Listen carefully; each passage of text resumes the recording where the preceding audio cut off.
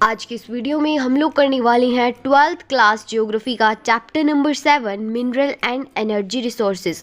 तो चलिए फिर बिना किसी देरी के वीडियो शुरू करते हैं। तो सबसे पहले हम लोग जान लेते हैं कि आखिरकार ये मिनरल्स होते क्या हैं। तो मिनरल्स को हम हिंदी में खनिज बोलते हैं। तो ये जो मिनरल्स हैं वो क्या है, एक नेचुरल सब्सटेंस है, यानी कि हमें प्रकृति से मिलते हैं, नेचर से मिलते हैं। और हो सकता है कि ये मिनरल्स ऑर्गेनिक और इनऑर्गेनिक ओरिजिन के हो, यानी कि हो सकता है ये हमें जो मिनरल्स हैं वो जीवित चीज़ें या अजीवित चीज़ों से मिले हों। जीवित चीज़ों से यहाँ पे मतलब है कि किसी ऑर्गेनिज्म की हमें डेड बॉडी से ये मिनरल्स मिले हैं। और यहाँ पे इनऑर्गेनिक का मतलब होगा कि ये जो मिनरल्स हैं हमें हो सकता है वोल्केनो के लावे से मिले हों।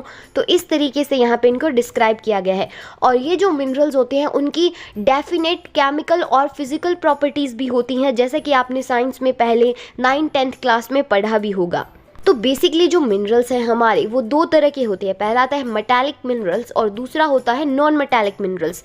तो ये जो पहले हमारे पास मेटालिक मिनरल्स हैं उसके भी दो पार्ट हैं। पहला आता है हमारे पास फेरस मेटालिक मिनरल्स, यानी कि ऐसे मिनरल्स जिसके अंदर आयरन कंटेंट पाया जाता हो, यानी कि ऐसे मिनरल्स जिसमें लोहा पाया जाता हो, उसे हम क्या है मेटालिक मिनरल्स यानी कि फेरस मेटालिक मिनरल्स बोलते हैं। और इसका एग्जांपल हो जाएगा आयरन और मैग्नीज। ये क्या है, फेरस मेटालिक मिनरल्स है। नेक्स्ट आते हैं हमारे पास नॉन फेरस मेटालिक मिनरल्स। तो इनके अंदर ऐसे मिनरल्स आते हैं जिसमें लोहे की मात्रा ना हो, यानी कि आयरन की मात्रा ना हो। तो ऐसे होते हैं नॉन फेरस मेटालिक मिनरल, और इसका एग्जांपल हो जाएगा कॉपर और बॉक्साइट। और इनके अलावा gold, silver, lead, tin, magnesium, ये सारे क्या है नॉन फेरस मिनरल्स हैं। तो अब हम जान लेते हैं कि आखिरकार ये नॉन मेटालिक मिनरल्स होते कौन से हैं।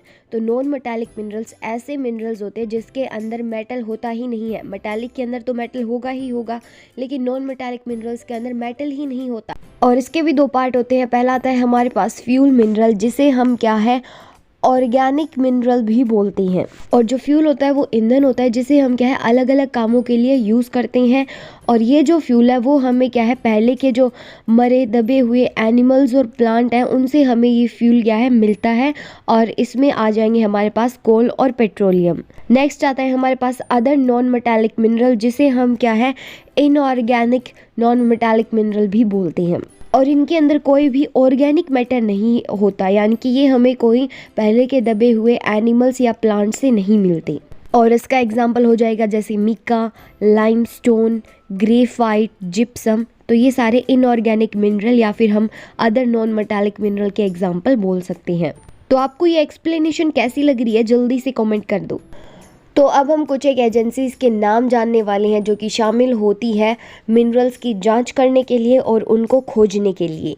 तो सबसे पहले हमारे पास आती है जियोलॉजिकल सर्वे ऑफ इंडिया, उसके बाद में है oil and natural gas commission, फिर आती है मिनरल एक्सप्लोरेशन कॉरपोरेशन लिमिटेड, उसके बाद में हमारे पास नेशनल मिनरल डेवलपमेंट कॉरपोरेशन, और फिफ्थ है हमारे पास Indian bureau of mines, sixth है भारत गोल्ड माइंस, सेवन्थ है हिंदुस्तान कॉपर लिमिटेड, उसके बाद में आती है नेशनल एल्यूमिनियम लिमिटेड, और उसके बाद में है department of mining and geology. तो आप इनमें से कोई भी चार याद कर लेना। तो ये जो मिनरल्स होते हैं ना, इनकी कुछ एक करेक्टरिस्टिक्स भी होती हैं, यानी कि उनकी कुछ एक विशेषताएं भी होती है। क्या होती है वो मैं आपको अभी बताती हूँ। तो ये जो मिनरल्स है वो अनइवनली डिस्ट्रीब्यूटेड होते हैं, यानी कहीं पर तो हमें बहुत ज़्यादा देखने को मिलेंगे और कई ऐसे एरियाज़ होंगे जहाँ पे मिनरल्स बिल्कुल भी नहीं है। तो दूसरी इसकी विशेषता ये है कि जो मिनरल्स बहुत ज़्यादा क्वालिटी में होंगे, यानी कि उनकी क्वालिटी बहुत ज़्यादा अच्छी होगी, वो तो हमें क्या है कम मात्रा में देखने को मिलेंगे। और ऐसे मिनरल्स जो कि बहुत ज़्यादा मात्रा में हो उनकी क्वालिटी हमें क्या है कम देखने को मिलेगी। इसको एक एग्जांपल से समझ सकते हैं, जैसे कि है हमारे पास गोल्ड यानी कि सोना, उसकी क्वालिटी बहुत ज़्यादा अच्छी है तो जिस वजह से उसकी मात्रा है, उसकी क्वांटिटी है वो कम है। और वैसे ही हम कोयले को लेते हैं, उसकी मात्रा तो बहुत ज़्यादा है लेकिन उसकी क्वालिटी इतनी ज़्यादा नहीं है। नेक्स्ट इसकी कैरेक्टरिस्टिक्स है कि जो मिनरल्स होते हैं वो एग्जॉस्टिबल रिसोर्सेज होते हैं, यानी कि एक बार अगर हम उनको यूज़ कर लेंगे तो उनको दोबारा बनने में बहुत ज़्यादा समय लगेगा, हज़ारों करोड़ साल लग जाएंगे। तो इसलिए हमें क्या है मिनरल्स को बचा के रखना चाहिए और उनका मिसयूज़ हमें नहीं करना चाहिए। क्योंकि देखो एक बार जो फसल कट जाती है वो क्या पता दोबारा फिर से भी हम उनको बीज बो के उगा दें, लेकिन मिनरल्स के साथ ऐसा नहीं है, हम उनको दोबारा नहीं बना सकते।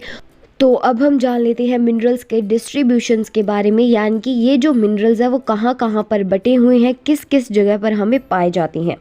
तो पहला पॉइंट है कि जो मेटालिक मिनरल्स हैं, यानी कि ऐसे मिनरल्स जिसके अंदर मेटल्स पाए जाते हैं, और देखा था हमने किसके दो पार्ट्स है, फेरस मिनरल्स और नॉन फेरस मिनरल्स। तो ऐसे मिनरल्स क्या है, पेनिसुलर रीजन में पाए जाते हैं। और पेनिसुलर रीजन ऐसा होता है जिसके तीन तरफ पानी हो। तो इंडिया के अंदर हमारे जो साउथ वाला पार्ट है वो आता है पेनिसुलर रीजन के अंदर, जैसे कि आप इस मैप में भी देख सकते हो। तो ये है हमारा पेनिनसुलर रीजन, इसे याद रखना। सेकंड पॉइंट है कि जो हमारे कोल रिजर्व्स है, यानी कि जहाँ पर कोयले पाए जाते हैं, वो है हमारे पास जो वैलीज हैं, महानदी, गोदावरी, सोन और दामोदर नदी की, यहाँ पर ये कोल रिजर्व्स पाए जाते हैं। नेक्स्ट है कि जो पेट्रोलियम है वो पाया जाता है सेडिमेंट्री रॉक्स के अंदर, जो कि आसाम और गुजरात में है। तो जो पेट्रोलियम है वो ज़्यादातर कहाँ है, आसाम और गुजरात में सेडिमेंट्री डिपॉजिट्स में पाया जाता है। याद रख लेना ये 6 के 6 पॉइंट्स। लेकिन जो पेट्रोलियम है उसके जो नए रिजर्व्स हैं वो पाए गए हैं कृष्णा, गोदावरी और कावेरी बेसिन में। तो जो ज़्यादातर मिनरल्स है वो हमें जो ईस्ट लाइन है मैंगलोर की, मैंगलोर कहाँ है, कर्नाटका के अंदर, उससे लेके जो कानपुर है वहाँ तक हमें क्या है, ये जो मिनरल्स है वो पाए जाते हैं। कानपुर कहाँ पर है, तो कानपुर है उत्तर प्रदेश में। तो ज़्यादातर ये जो मिनरल्स है ना वो 3 ब्रॉड बेल्ट्स में पाए जाते हैं। वो बेल्ट्स कौन से हैं उनके बारे में हम अभी पढ़ने वाले हैं। तो मैंने आपको कहा था कि ये मिनरल्स 3 बेल्ट्स में बटे हुए हैं। तो पहला आता है हमारे पास नॉर्थ ईस्टर्न प्लेट्यू रीजन, जिसके अंदर हमारे मोस्टली 3 स्टेट्स आते हैं। इनके नाम याद रख लेना। पहला है हमारे पास वेस्ट बंगाल, दूसरा है ओडिशा और तीसरा है छत्तीसगढ़। तो ये आता है हमारा नॉर्थ ईस्टर्न प्लेट्यू में। और यहाँ पर मेनली जो मिनरल्स पाए जाते हैं वो है आयरन, कोल, मैग्नीज, बॉक्साइट और मीका। तो ये यहाँ पे पाए जाते हैं। तो नेक्स्ट आता है हमारे पास साउथ वेस्टर्न प्लेट्यू रीजन, यानी कि साउथ के अंदर जो वेस्ट वाला हिस्सा है उसके प्लेट्यू रीजन। तो उसमें बेसिकली जो स्टेट्स आते हैं वो है कर्नाटका, गोवा, केरला और तमिलनाडु। और यहाँ पे जो मिनरल्स पाए जाते हैं वो फेरस मेटल्स होती हैं जनरली, लाइमस्टोन, बॉक्साइट, आयरन और मैग्नीज और कोल डिपॉजिट्स भी यहाँ पे क्या है पाई जाती हैं।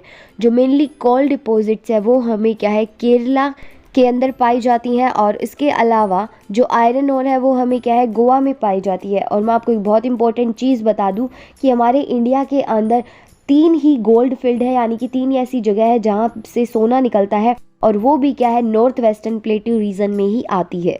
तो अब आता है हमारे पास नॉर्थ वेस्टर्न रीजन। तो ध्यान देना, पहले वाले जो 2 हमारे थे वो थे क्या प्लेट्यूज थे, और अब वाला क्या है हमारा रीजन है नॉर्थ वेस्टर्न। तो इसके अंदर हमारे बेसिकली 2 ही स्टेट्स आते हैं, राजस्थान और गुजरात। तो इस एरिया के अंदर जो बेसिकली मिनरल्स पाए जाते हैं वो है copper, zinc, sandstone, granite, marble, gypsum, fuller's, earth, dolomite और लाइमस्टोन। इसके अलावा जो गुजरात के अंदर है वो पेट्रोलियम पाया जाता है। और इन तीनों के अलावा जो हिमालयन बेल्ट है वहाँ पे क्या है मिनरल्स पाए जाते हैं, जैसे कि कॉपर, लीड, जिंक, कोबाल्ट और टंगस्टन। तो इसके अलावा जो ऑयल रिसोर्सेज है, यहाँ पे मैं पेट्रोलियम की बात नहीं कर रही हूँ, ऑयल रिसोर्सेज की बात कर रही हूँ। तो ध्यान देना, तो जो ऑयल रिसोर्सेज है वो आसाम वैली और जो मुंबई हाई है वहाँ पर पाए जाते हैं। तो अब हम जानने वाले हैं कि ये जो फेरस मिनरल्स है वो जनरली कहाँ पर पाए जाते हैं। तो फेरस मिनरल्स में हमारा आता है आयरन और मैग्नीज और क्रोमाइट। तो सबसे पहले हम आयरन ओर को देखते हैं कि ये कहाँ पर पाया जाता है। तो ये जो कच्चा लोहा है वो सबसे ज़्यादा क्या है एशिया के अंदर पाया जाता है। यहाँ पे मैं इंडिया की बात नहीं कर रही हूँ, ध्यान देना कि एशिया जो एक कॉन्टिनेंट है मैं उसकी बात कर रही हूँ। और आयरन है यानी कि जो लोहा है उसके जनरली 2 टाइप्स होते हैं जिनको याद रखना। पहला है हेमेटाइट और दूसरा है मैग्नेटाइट। और ये जो मैग्नेटाइट टाइप होता है ना आयरन ओर का, ये क्या है सबसे सुपीरियर क्वालिटी का होता है, यानी कि सबसे बेस्ट क्वालिटी का होता है, और इसकी डिमांड भी बहुत है इंटरनेशनल मार्केट्स के अंदर। नेक्स्ट पॉइंट है कि इंडिया के अंदर जो आयरन और रिजर्व्स है वो क्या है टोटल है 20 मिलियन टन, और जिसमें से जो 95% है यानी कि 95% है वो हमारे पाए जाती हैं ओडिशा, झारखंड, छत्तीसगढ़, कर्नाटका, आंध्र प्रदेश और तमिलनाडु में। और यहाँ पर ये जो 955 लिख रखा है उसकी जगह 95% कर लेना, ये 95% आएगा। तो सबसे पहले हम लोग बात कर लेते हैं कि ओडिशा में कहाँ कहाँ पर ये जो आयरन और माइंस हैं, या फिर हम कह सकते हैं आयरन और पाया जाता है। तो सबसे पहले आता है हमारे पास सुंदरगढ़, फिर उसके बाद में है मयूरभंज, तो यहाँ पर इसके क्या है माइनिंग सेंटर्स हैं। और उसके बाद में आता है हमारे पास गुरु महिसानी, सुलाईपट, बादामपहर, किरूबुरु, बोनई। तो इसमें मैं आपको इम्पोर्टेंट बता देती हूँ। तो इम्पोर्टेंट यहाँ पे सुंदरगढ़ और मयूरभंज है ओडिशा में। तो ये दो नाम आप लोग याद कर लेना। तो नेक्स्ट आता है हमारे पास झारखंड, जिसके अंदर आते हैं जो आयरन और माइंस है वो है नावमुंडी, गोवा जो कि वेस्ट के अंदर है। और उसके बाद में आता है ईस्ट में हमारा शिखभूम। और इसके अलावा मैं आपको एक इम्पॉर्टेंट और बता देती हूँ जो कि है हजीराबाग। तो झारखंड में हमारे पास दो मोस्ट इम्पॉर्टेंट है। पहला आता है हमारे पास शिखभूम जो कि ईस्ट के अंदर है। और उसके बाद में आता है हमारे पास हजीराबाग जो कि ये दोनों क्या है अब की बार आपके मैप सिलेबस में भी है। तो इन दोनों नामों को अच्छे से याद कर लेना। तो छत्तीसगढ़ के अंदर जो इम्पोर्टेंट आयरन ओर्स हैं वो है दुर्ग, दंतेवरे, बेलाडिला, धाली राजरा के अंदर। और इसमें से अगर मैं आपको मोस्ट इम्पोर्टेंट बताऊं तो वो है दुर्ग और बेलाडिला। ये जो बेलाडिला है वो मैप के अंदर भी आया हुआ है, डोंट वरी मैं मैप्स भी आपको कराऊंगी। तो नेक्स्ट है हमारे पास कर्नाटका। और कर्नाटका के अंदर है सुंदर होस्ट, बाबाधुन हिल्स और तुमकुर, चित्रादुर्ग। और यहाँ पे मोस्ट इम्पोर्टेंट मैं बताऊँ तो वो है चित्रादुर्ग। और इसके अलावा यहाँ पे मेंशन नहीं है वो है बेल्लारी। ये मैप के अंदर भी आया हुआ है। तो याद कर लेना कि कर्नाटका के अंदर बेल्लारी है। कर्नाटका के बाद में आता है महाराष्ट्र। और महाराष्ट्र के अंदर जो आयरन ओर पाया जाता है वो पाया जाता है चंद्रापुर, भंडारा, रत्नागिरी के अंदर। और इसमें मोस्ट इम्पोर्टेंट है रत्नागिरी। उसके बाद में हमारा आता है आंध्र प्रदेश। और आंध्र प्रदेश में जो एरियाज़ हैं वो है कुर्नूल, कारीनगर, कुडाप और अनंतपुर। तो ये है आंध्र प्रदेश के। और मेनली मैं आपको इसमें मोस्ट इम्पोर्टेंट क्वेश्चन बता दूं कि मोस्ट इम्पोर्टेंट क्वेश्चन ये है कि ये जो आयरन ओर है ना वो क्या है 20 बिलियन टन पाया जाता है इंडिया के अंदर। और उसमें से जो 95% जो है वो क्या है 8 मेजर स्टेट्स के अंदर पाया जाता है। और उन स्टेट्स का नाम आपने पहले देख लिया होगा, अगर नहीं देखा तो वीडियो में पीछे जाकर ज़रूर देख लेना, या फिर आप कमेंट बॉक्स भी चेक कर सकते हो, वहाँ पे मैंने पिन कमेंट में बता दिया है। सो नेक्स्ट आता है हमारे पास मैंगनीज। और ये भी क्या है फेरस मेटालिक मिनरल्स के अंदर आते हैं, यानी कि इसके अंदर भी हमें क्या है आयरन कंटेंट पाया जाता है। और एक चीज़ बहुत इंपॉर्टेंट है, याद रख लेना कि ये जो मैंगनीज है वो यूज़ होता है स्टील मेकिंग में, यानी कि स्टील को बनाने के लिए इसका यूज़ किया जाता है।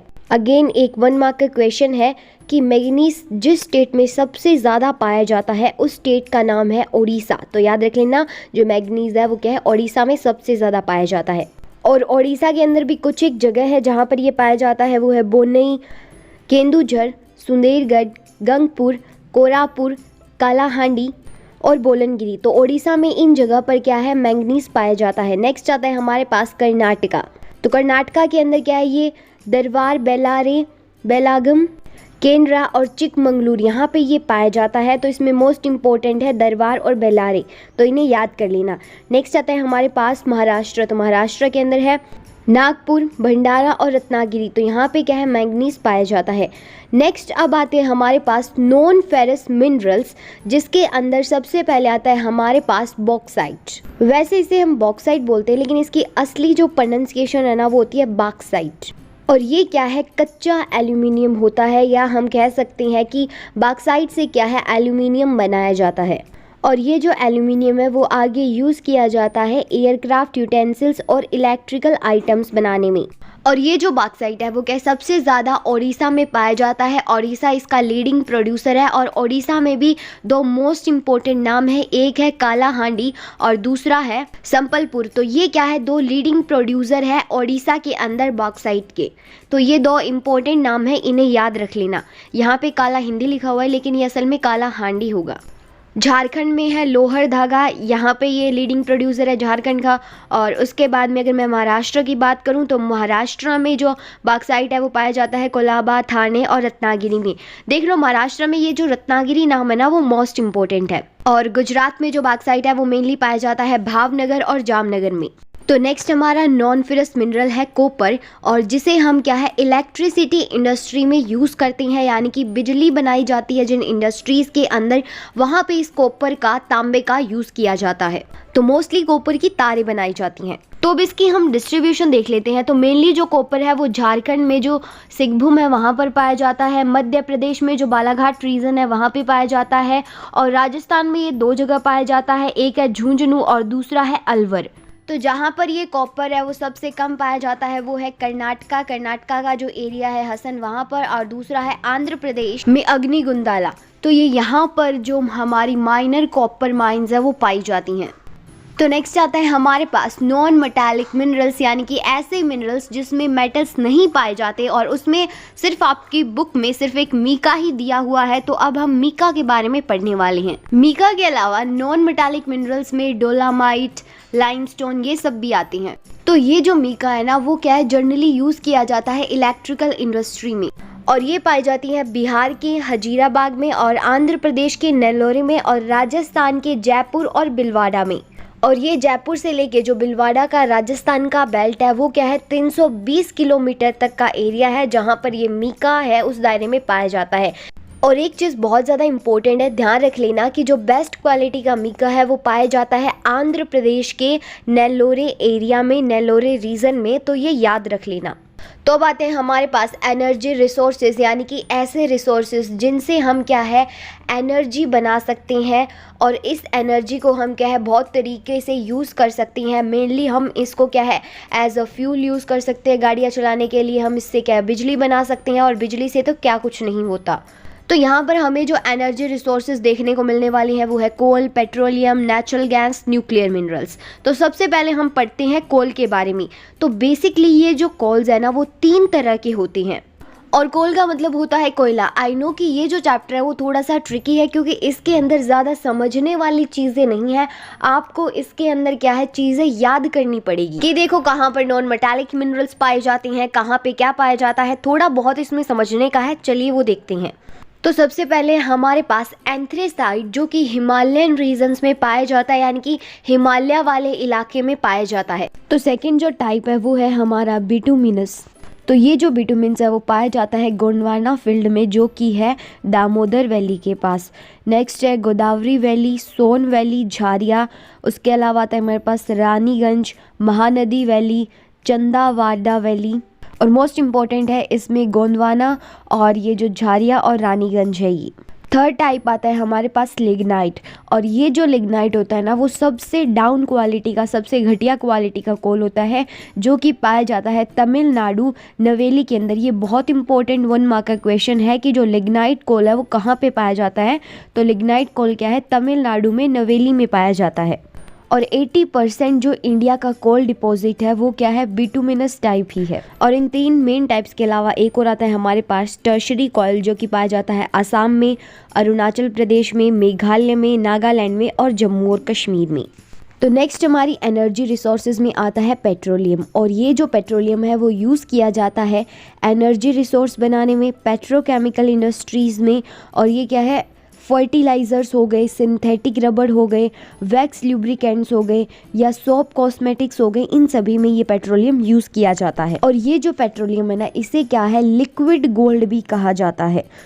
और ये बहुत इंपॉर्टेंट क्वेश्चन है, ये एग्ज़ाम के अंदर आ भी जाता है कि पेट्रोलियम को लिक्विड गोल्ड क्यों कहा जाता है।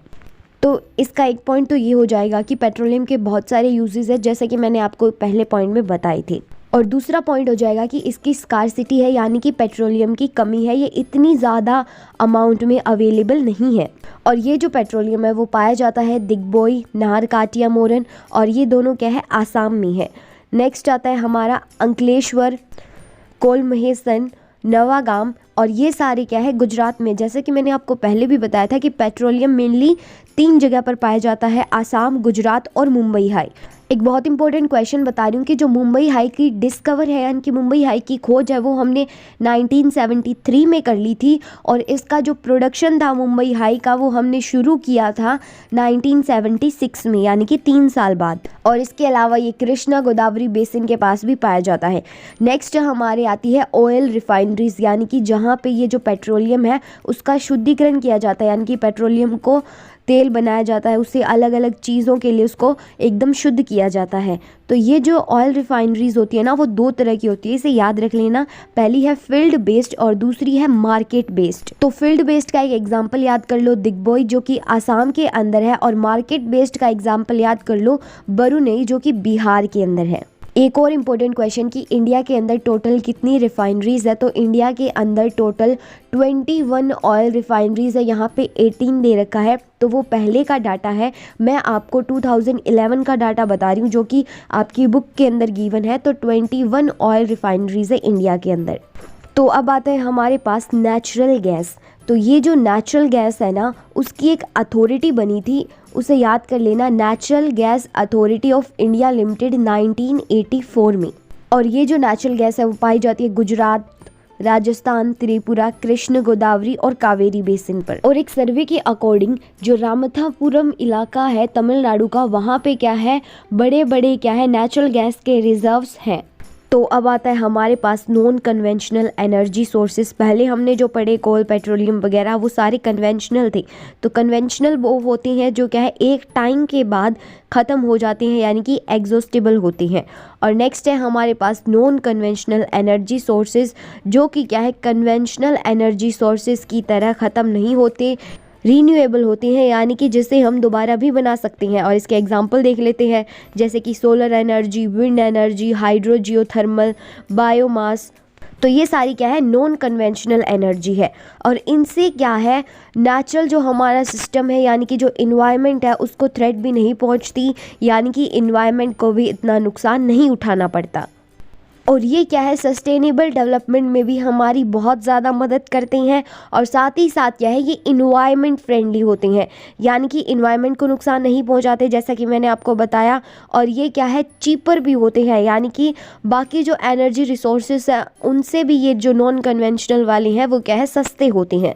तो नॉन कन्वेंशनल में सबसे पहले आता है हमारे पास न्यूक्लियर एनर्जी सोर्सेज। तो ये जो न्यूक्लियर एनर्जी है ना, वो अभी के समय में क्या है, फिजिबल सोर्स है, यानी कि वो क्या है, हमें आसानी से मिल जाती है। और ये मोस्ट इम्पॉर्टेंट क्वेश्चन है, याद रखना कि जो यूरेनियम और थोरियम है वो क्या है, मेन मिनरल्स होते हैं जो कि न्यूक्लियर एनर्जी को बनाने के लिए यूज़ किए जाते हैं। कौन से, यूरेनियम और थोरियम। तो देखते हैं कि ये यूरेनियम इंडिया में कहाँ कहाँ पर पाया जाता है। तो मेनली जो धारवर रॉक सिस्टम है इंडिया का, वहाँ पर ये जो यूरेनियम है वो पाया जाता है। और इसके मोस्ट इम्पोर्टेंट रीजन्स, यानी कि इस धारवर सिस्टम के जो मोस्ट इम्पोर्टेंट इलाके हैं वो है झारखंड, और झारखंड के अंदर है सिंहभूम। सो नेक्स्ट है हमारे पास राजस्थान। राजस्थान में है उदयपुर, अलवर, झुंझुनू। और उसके अलावा आता है हमारे पास छत्तीसगढ़, जिसमें है दुर्ग डिस्ट्रिक्ट। महाराष्ट्र में है बांद्रा डिस्ट्रिक्ट। और हिमाचल प्रदेश में है कुल्लू डिस्ट्रिक्ट। तो इन जगहों पर यूरेनियम पाया जाता है। मेनली कहाँ पे है, धारवर रॉक सिस्टम में। तो अब जान लेते हैं कि थोरियम कहाँ कहाँ पे पाया जाता है इंडिया में। तो ये जो थोरियम है वो कुछ ही जगह पे पाया जाता है इंडिया में। मेनली 3 ही जगह है यहाँ पर। पहली आती है हमारी केरला, तो इसमें जो पलाक्कड़ और कोल्लम डिस्ट्रिक्ट है वहाँ पे पाया जाता है। उसके अलावा आता है हमारे पास आंध्र प्रदेश।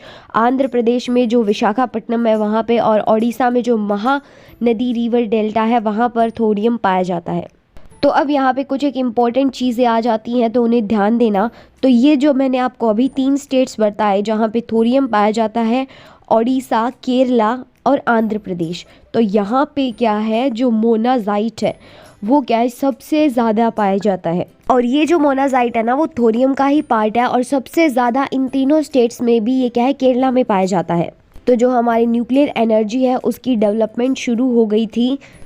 तो जब हमने क्या है, जो एटॉमिक एनर्जी इंस्टीट्यूट है वो बनाया था ट्रोम्बे में 1954 में, यानी कि हमने पहला हमारा एटॉमिक एनर्जी इंस्टीट्यूट बनाया था ट्रोम्बे में 1954 में। और बाद में उसका नाम बदल कर रख दिया गया भाभा एटॉमिक रिसर्च सेंटर 1967 में। तो अगर मैं इम्पोर्टेंट न्यूक्लियर पावर प्लांट्स की बात करूं तो वो है तारापुरा महाराष्ट्र में, रावत भाटा जो कि कोटा के अंदर है राजस्थान में, कालापक्कम तमिलनाडु में, नावरोरा उत्तर प्रदेश में, कायगा कर्नाटका में, कारापारा गुजरात में। और ये सारे क्या है, इम्पोर्टेंट है न्यूक्लियर पावर प्लांट्स या न्यूक्लियर पावर साइट्स। तो देखो पहले हमने क्या है, न्यूक्लियर एनर्जी के बारे में पढ़ा, तो अब हम पढ़ते हैं सोलर एनर्जी के बारे में। तो आपने सोलर प्लेट तो देखी होगी, यहाँ पर उसी एनर्जी की या उसी की बात हो रही है। तो सन से एनर्जी है ना 2 मेथड से ली जा सकती है। पहला है फोटोवोल्टिक सेल्स और दूसरा है सोलर थर्मल टेक्नोलॉजी। और फिर क्या है, एनर्जी लेने के बाद सन से, और उसको क्या है इलेक्ट्रिसिटी में यानी कि बिजली में कन्वर्ट कर दिया जाता है, और उसे हम क्या है सोलर एनर्जी बोलते हैं। और इसकी कंस्ट्रक्शन भी क्या है बहुत इजी होती है। ये इको फ्रेंडली भी होती है, यानी कि इन्वायरमेंट को ज़्यादा नुकसान भी नहीं पहुंचाती, और इसकी कॉस्ट है वो भी क्या है थोड़ी कम होती है। तो जो हमारे कोल या फिर ऑयल बेस्ड प्लांट्स है और साथ ही साथ जो हमारी न्यूक्लियर एनर्जी है, उनसे भी 7 से लेके 10% तक ये ज़्यादा इफ़ेक्टिव होती है, यानी कि ज़्यादा लाभकारी होती है। इसके ज़्यादा हमें फ़ायदे देखने को मिलती हैं। और ये जो हमारे हीटर्स, ड्रायर्स, कुकर्स या फिर जितने भी हीटिंग अप्लायंसेस है या हीटिंग डिवाइस है, वो क्या है सोलर एनर्जी का और किसी एनर्जी की बजाय ज़्यादा यूज़ करती हैं। और ये जो हमारे इंडिया का गुजरात, राजस्थान और जो वेस्टर्न पार्ट है इंडिया का, वहाँ पे क्या है ज़्यादा मात्रा में क्या है सोलर एनर्जी प्रोड्यूस की जा सकती है। तो नेक्स्ट आती है हमारे पास विंड एनर्जी। तो ये जो विंड एनर्जी होती है ना, वो नॉन पॉल्यूटिंग होती है, यानी कि इससे पॉल्यूशन नहीं होता और इसे दोबारा भी बनाई जा सकती है। तो यहाँ पे हम थोड़ी इसकी प्रोसेस समझ लेते हैं, क्योंकि इसके रिगार्डिंग एक क्वेश्चन आया था कि कैसे विंड एनर्जी बनती है CBSE सैम्पल पेपर में। तो मैं नहीं चाहती कि आपका एक ही भी नंबर कटे, तो इसलिए मैं आपको थोड़ा सा यहाँ पे एक्सप्लेन करने की कोशिश करूँगी कि कैसे विंड एनर्जी बनती है। तो स्क्रीन पर ये जो आपको पंखे दिख रहे हैं ना, उसे हम क्या है टरबाइन्स बोलते हैं। तो ये जो टरबाइन्स का क्या काम होता है, जो हमारी काइनेटिक एनर्जी होती है विंड की, यानी कि हवा की जो काइनेटिक एनर्जी होती है, उसे ये क्या है इलेक्ट्रिक एनर्जी में बदल देती है।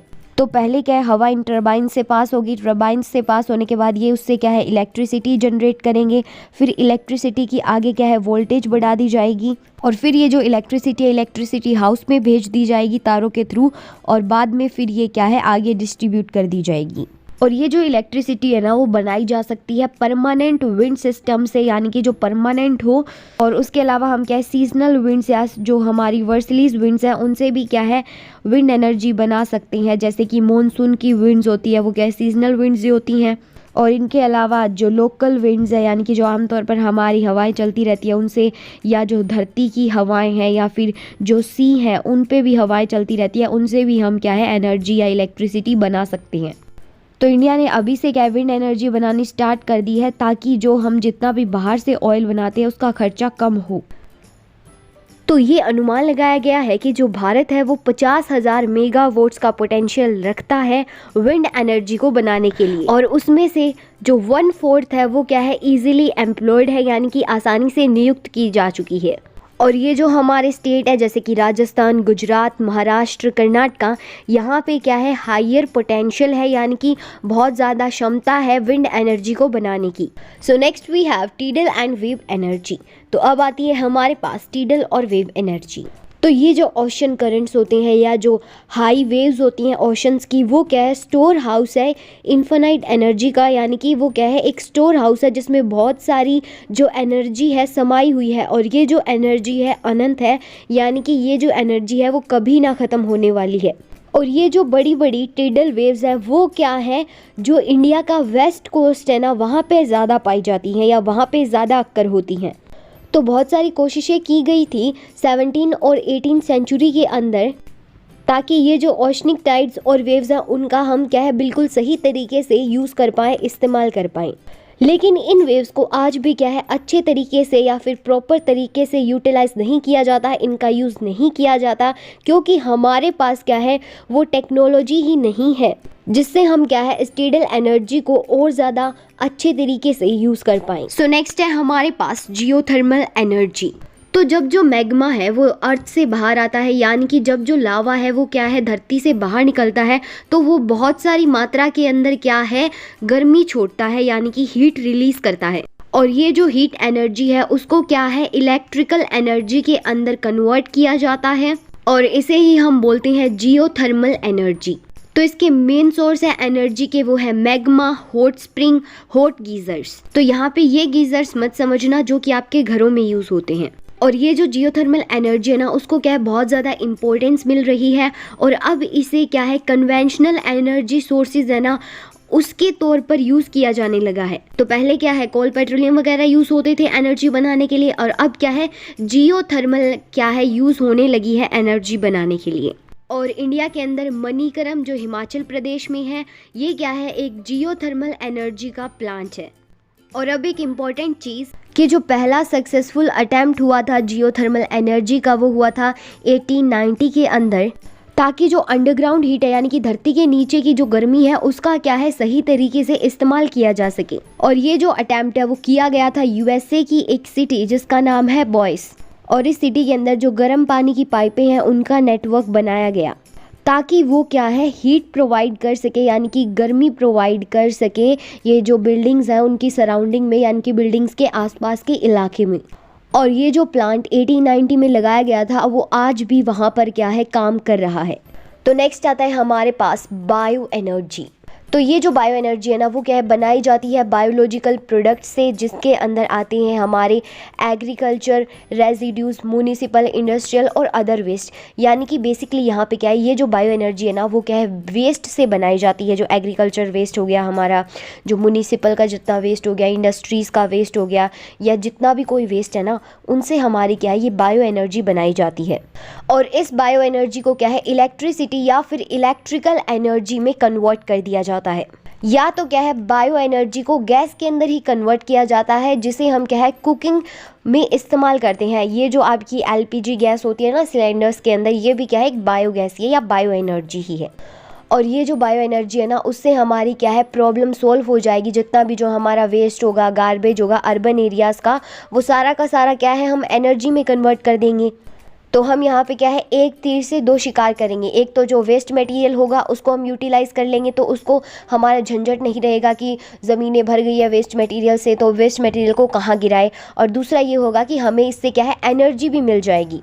तो ऐसे ही एक बायो एनर्जी का प्लांट हमें देखने को मिलता है ओखला, जो कि दिल्ली के अंदर है। वो भी क्या है एनर्जी जनरेट करता है जो म्यूनिसिपल वेस्ट होता है उससे, यानी कि जितना भी जो शहरी वेस्ट होता है उससे वो क्या है एनर्जी बनाते हैं ओखला प्रोजेक्ट में, या फिर हम कह सकते हैं ओखला प्लांट में।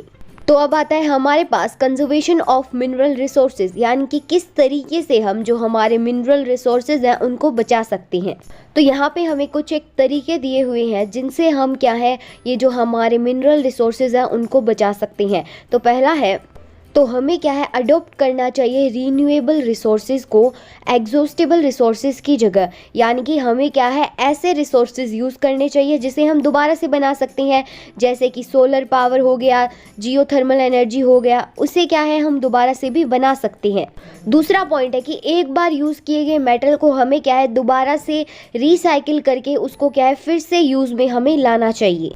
थर्ड पॉइंट है कि हमारे पास ऐसे मेटल्स हैं जिनकी कमी है, तो उनकी बजाय हमें उनसे मिलते जुलते मेटल्स हैं वो यूज़ करने चाहिए, ताकि जो कम मात्रा के अंदर या कम क्वांटिटी के अंदर मेटल्स हैं उनका जो कंजप्शन है वो कम हो जाए। फोर्थ पॉइंट है कि ऐसे मिनरल्स जो बहुत ज़्यादा इम्पोर्टेंट है या फिर ऐसे मिनरल्स जिनकी बहुत ज़्यादा कमी है उनका हमें क्या है एक्सपोर्ट नहीं करना चाहिए, यानी कि उन्हें हमें क्या है दूसरे देशों में नहीं बेचना चाहिए, ताकि हम क्या है इन बचाए हुए मिनरल्स को लंबे समय तक यूज़ कर पाएँ। तो अब हम इसके एनसीईआरटी एमसीक्यूज देख लेते हैं।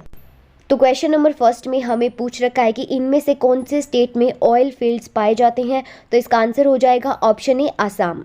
क्वेश्चन नंबर सेकंड में पूछ रखा है कि इनमें से कौन सी जगह पर जो इंडिया का पहला एटॉमिक पावर स्टेशन था वो स्टार्ट हुआ था, तो इसका आंसर हो जाएगा ऑप्शन डी तारापुर। नेक्स्ट आता है हमारे पास कि इनमें से किस मिनरल को ब्राउन डायमंड कहा जाता है, तो इसका आंसर हो जाएगा ऑप्शन बी लिग्नाइट। और ये जो लिग्नाइट है वो क्या है कोयले का ही एक टाइप है। क्वेश्चन नंबर 4 में पूछ रखा है कि इनमें से कौन सा non renewable source of energy है, यानी कि ऐसी सोर्स ऑफ एनर्जी है जिसे दोबारा नहीं बनाया जा सकता, तो इसका आंसर हो जाएगा ऑप्शन सी थर्मल। तो यहीं पर आपका ये चैप्टर खत्म होता है। मैप की वीडियोस भी जल्दी आने वाली है कि कौन से मैप्स आएंगे आपके फाइनल एग्जाम्स के अंदर, उसकी वीडियो इसके बाद में ही आने वाली है, तो उसे चेकआउट करना बिल्कुल मत भूलना। और ये एक्सप्लेनेशन आपको कैसी लगी ज़रूर से कमेंट करके बता देना।